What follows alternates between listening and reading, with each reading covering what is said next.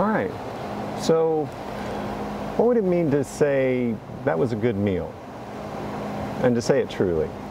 So by good meal, we almost always mean a tasty meal.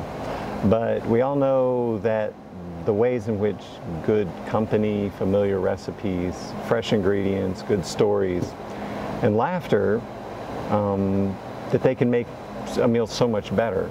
We also learned from Raj Patel that there's a lot more to the goodness or not goodness of our meals that most of us did not grow up knowing. The story behind many of our tasty meals is not a good one. People are exploited, underpaid, or unpaid.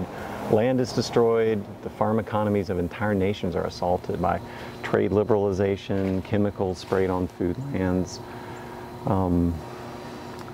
on low wage earning Latinx, often, who get respiratory diseases, suffer reproductive harm, and cancer. And these same chemicals end up in our foods as well, which accumulate in our fatty tissue until a critical mass triggers disease or chronic illness. Some quantities of these chemicals run off the fields into waterways where they poison the water for fish and other aquatic life, and for the humans who drink them.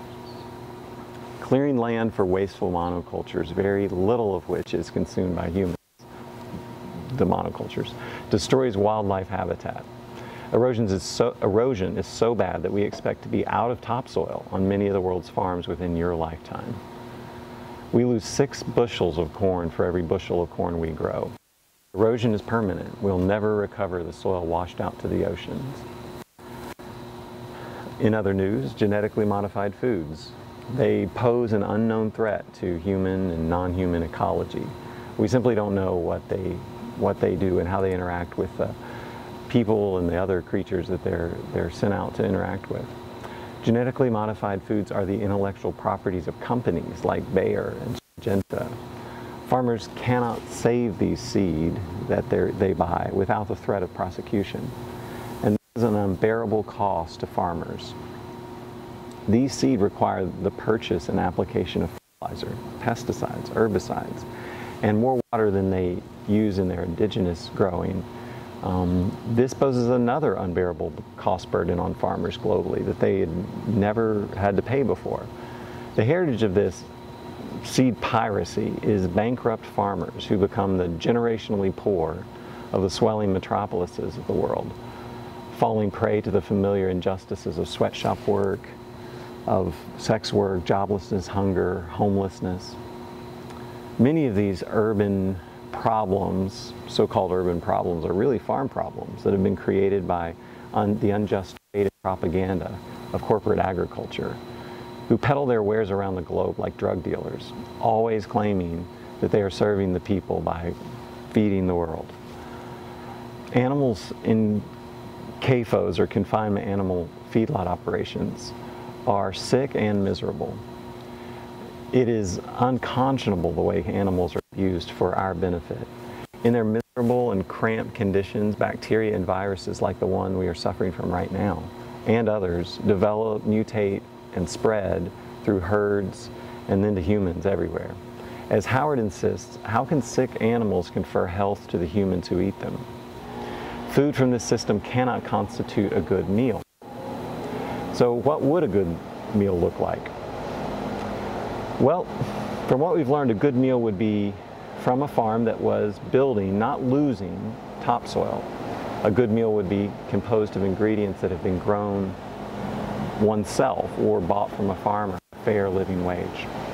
A good meal would be chemical-free, and the farm on which it was grown would be a healthy place for workers and wildlife on the land and in the watershed. A good meal would be composed of plants that were grown locally adapted, open pollinated seed. Would be renewable, solar, wind, geothermal. Really good food is culturally appropriate food. Does this food celebrate and renew your connection to your ethnic and family heritage? Is this stuff that people from your ethnicity or family history eat? Can you use recipes that are handed down in your locality or even from your own family? Being local, your food should be distinct to what grows well in your region and what has historically nourished your local community.